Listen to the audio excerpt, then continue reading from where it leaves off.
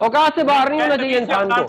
मेरी आप दोनों से रिक्वेस्ट है कि अल्फाज ठीक करना, अल्फाज का चुनाव ठीक होना चाहिए भाई। आपको पूरी दुनिया इस तरह तमीज से बात क्या करे, नहीं इनसे इनको बोले तमीज से बात किया करें। बाहर यहूदियों के साथ पैसे पकड़े उसके बाद में बताया उसमें लानत आपसे भी मदद चाहता हूँ, यहूदी हो गए वो उसमें लानत भेजनी चाहिए कि नहीं। साहब आपसे भी मदद चाहता हूँ, जिस लेवल पे ये चल रही है अब मेरा नहीं ख्याल कि इसको आगे बढ़ाना चाहिए। मैं दोनों मेहमानों का शुक्रिया अदा करता हूँ। सर यूएन मुल्क नहीं है कोई, और ना वहां पे कोई रेड जोन है, ना वहां पे डी चौक है जिसके ऊपर पाबंदी है कि आप उसके अंदर एंटर नहीं हो सकते। एक लड़की के साथ रेप किया गया है और फिर अगर स्टूडेंट्स वहां खड़े हुए हैं तो उनके ऊपर भी लाठीचार्ज किया जा रहा है। ये है इनका असल चेहरा। फार्म 47 वाले जो चाहते हैं कि मुल्क इनकी मर्जी के मुताबिक चले, ये आईनी तरमीम लाना चाहते हैं, जिस वजह से इन्होंने पाबंदी भी लगाई, जिस वजह से इन्होंने सारा ये किया। फिर दरमियान में खान साहब की तबीयत के हवाले से सारी चीजें चली, तो हमने फौरन इनको कहा कि मुलाकात की एक्सेस दी जाए। अगर ये एक्सेस नहीं देते तो एहतजाज करना हमारा हक है। एहतजाज के नाम पर ये कह देना कि ये कोई तशद्दुद कर रहे, हम तो नहीं कर रहे। हमें इजाजत थी, एनओसी मिली। लाहौर में आपने देखा, संजानी देखा, कोई बता दें हमने गमला तोड़ा। वो सर पूरे मुल्क के अंदर इस्लामाबाद ही क्यों, फिर डी चौक ही क्यों, फिर रेड जोन ही क्यों? आप किसी और जगह कर सकते हैं, आप F9 पार्क में कर सकते हैं, आप उसी तरह वो मवेशी मंडी जो संजानी में है वहां कर सकते हैं, आप खैबर पख्तूनख्वा के अंदर कर सकते हैं, आप पंजाब लाहौर के अंदर कर सकते हैं, या सिर्फ इस्लामाबाद ही क्यों सर? इस्लामाबाद इसलिए करना है क्योंकि यहाँ पर फार्म 47 की वफाकी हुकूमत है और यहाँ पर इनको ज्यादा जो है वो तकलीफ होती है। तो sir Adiala jail Punjab government के पास है सर, ये अगर पाबंदी लगी है पंजाब गवर्नमेंट ने लगाई है, आप उनसे बात करें, उन्होंने खत्म करनी है। ये केपीके कहीं बॉर्डर पे जाकर कर दें, आपने अफगानिस्तान को दिखाना है एहतजाज, आपने उस जगह पर करना है जहां पर नाजायज हुकूमत है, नाजायज मसनद के ऊपर बैठे हुए हैं, और उनके मरकज में करना है। और हम पुरअमन एहतजाज, और पंजाब के अंदर जायज गवर्नमेंट है। और सर अडयाला जेल पंजाब के अंदर आती है, वहां होम डिपार्टमेंट के सामने जाके करें ना। उसकी वजह यह है कि होम डिपार्टमेंट का एक नोटिफिकेशन काफी है आपकी मुलाकात के लिए। हमने होम डिपार्टमेंट के सामने भी किया है, लाहौर में भी एहतजाज किए हैं। ये एहतजाज हमने इनसे पूछ के तो नहीं करना कि हमने किस जगह पर करना है। हाँ, डी चौक में आइन के अंदर लिखा हुआ है, अच्छा। और अगर लिखा हुआ अच्छा, मुझे इजाजत है, मैंने छोटी सी ब्रेक लेनी है। अफनान साहब आपके पास सवाल छोड़ के जा रहा हूं कि कल अगर पाकिस्तान तहरीक इंसाफ इस्लामाबाद आती है तो आपके पास क्या लाएमल है? छोटी सी ब्रेक, और ब्रेक के बाद दोबारा जरूरत।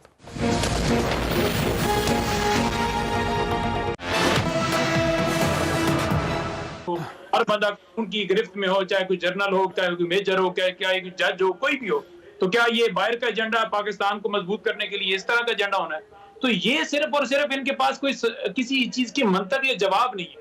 तो फिर जब जवाब ना हो तो फिर आराम से कह दो जी इसराइल के एजेंडा। भाई आप साबित करें ना, क्या हमने फलस्तीन के लिए एहतजाज नहीं किया? किन लोगों ने फलस्तीन के हक में भी एहतजाज करने के ऊपर लोगों को उठाया? आप लोगों ने।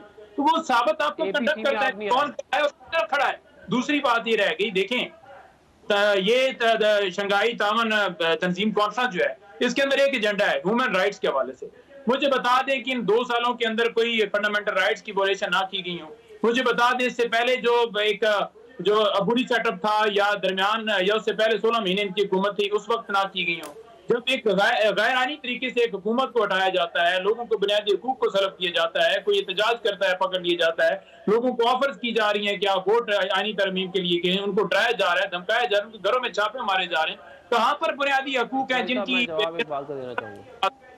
किस चीज के उन्होंने लेक्चर देना है? देखें, बाहर से बेशक 200 मुल्कों के वजीर आजम आ जाए, आपके मुल्क के अंदर तब आपका मुल्क खुशहाल हो सकता है जब आपके मुल्क के अंदर रूल ऑफ लॉ हो। जब एक डाकू हुकूमत, चोर हुकूमत आकर पंजोता साहब आप रूल ऑफ लॉ की बात करें, अच्छी बात है, और मैं खुद ये समझता हूं कि इंसानी हकूक की पैरवी होनी चाहिए पाकिस्तान में। लेकिन ये जो मुलाकात का इशू है वो इस्लामाबाद हाई कोर्ट ने आपकी दरख्वास्त रिजेक्ट कर दी थी, और आप हमेशा ही कहते हैं कि कोर्ट्स के फैसलों की इज्जत होनी चाहिए, सुप्रीम कोर्ट ऑफ पाकिस्तान का फैसला इंप्लीमेंट करें। आप आज भी ये कह रहे हैं, तो ये हाई कोर्ट का फैसला है कि जी आपके साथ जो मुलाकात है वो 17 तारीख के बाद हो जाएगी जब ये छुट्टियां खत्म हो गई। तो जब कोर्ट ये कह रही है तो आप उस हुक्म को क्यों नहीं मान रहे? कौन सी कोर्ट? आमिर फारूक साहब, ये इस्लामाबाद हाई कोर्ट जहां आप गए थे इमरान खान साहब से मुलाकात के लिए, नौरीन नियाजी साहब ने दरख्वास्त दी थी। जवाब दे दिया है। ये वही आमिर फारूक साहब हैं जिनके साथी जजों ने ये कहा था कि ये डराया जा रहा है, धमकाया जा रहा है, एजेंसियों की तरफ से प्रेशर डाला जा रहा है, और वो खामोश रहे। ये वही आमिर फारूक साहब हैं जिन्होंने जैसे काजी फैसल साहब ने मुकम्मल तौर पर सोचा हुआ है, प्लान बनाया हुआ है। देखिए वो जाती अदालत ही उनकी, वो इस्लामाबाद हाई कोर्ट है और इस्लामाबाद हाई कोर्ट के कई फैसले, आमिर फारूक साहब के फैसले, आपने उनको खुशामदेद कहा था। इंतजार भाई की दरखास्त गई है और उन्होंने उसको भी रद्दी की टोकरी में डाल दी और कहा है कि जनाब ये जो मामला है ये 18 को फिक्स किया। मैं गुजारिश करना तो वही है जो लोगों को अगवा होते हैं और उनकी बाजियाबी के लिए कोई सदबाब नहीं करते थे। आमिर फारूक साहब ने यही फैसला दिया था जिसके मुताबिक इलेक्शन पिटीशन के हवाले से, इलेक्शन ट्राइब्यूनल के हवाले से मामला था, उन्होंने उसको भी रद्दी की टोकरी में डालकर दोबारा इलेक्शन कमीशन को दी। तो कई मिसालें हैं, तो उनकी आप क्या बात करनी है आप। अच्छा, आपसे आखिरी सवाल है बजोदा साहब, ये फरमाइए कि कल हर सूरत आप एक एहतजाज करेंगे और पूरे पाकिस्तान से आएंगे रेड जोन में? बिल्कुल जी, हर सूरत एहतजाज होगा, पुरअमन एहतजाज होगा, रेड जोन की बात नहीं है, डी चौक की बात है और इंशाल्लाह हम करेंगे। और डी चौक तक पहुंचेंगे आप? जी, डी चौक तक। डी चौक कोई पाकिस्तान से बाहर है या कोई ऐसी लाइन है जहां पर पहुंचना वो जो है वो गुनाह है? बिल्कुल पहुंचेंगे। अवाम और आप खुद भी आएंगे और गंडापुर साहब भी आएंगे? आप खुद भी आएंगे और गंडापुर साहब भी आएंगे? मैं पिछली दफा भी था, खुद भी आएंगे और गंडापुर साहब भी आएंगे? के अंदर भी खड़े रहे, हमने पर्चे भी लिए हैं, हमारे ऊपर दहशतगर्दी के मुकदमात भी हुए हैं, कत्ल के मुकदमात भी हुए हैं और हम फेस कर रहे हैं और हम तो डट के खड़े हैं। जोता साहब, मेरा सवाल है कि आप खुद भी आ रहे हैं और गंडापुर साहब भी आ रहे हैं? मैं खुद पिछली दफा भी आया था, अब भी आऊंगा और गंडापुर साहब भी आए थे, अब भी आएंगे। जी जी, अफनान साहब फरमाइए। मैं एक बात ऐड कर दूं बीच में। मैं लाना तो उसके ऊपर जिसने रणजीत सिंह से पैसे लिए, लाना तो उसके ऊपर जिसने रोमिता शेट्टी से पैसे लिए, लाना तो उस पार्टी के ऊपर जिसने फॉरेन फंडिंग ली और उसके बाद फॉरेन एजेंडे को पूरा किया।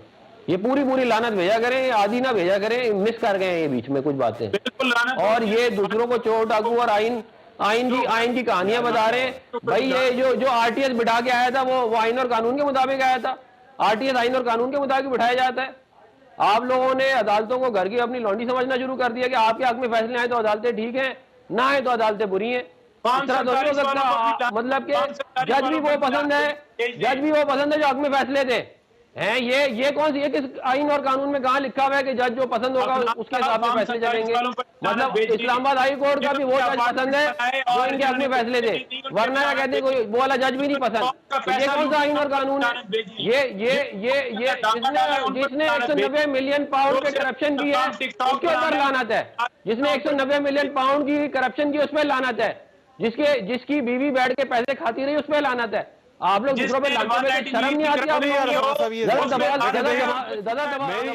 दोनों से रिक्वेस्ट है कि अल्फाज ठीक करना, अल्फाज का चुनाव ठीक होना चाहिए। भाई आपको पूरी दुनिया देख रही है, इस तरह तमीज से बात क्या करे?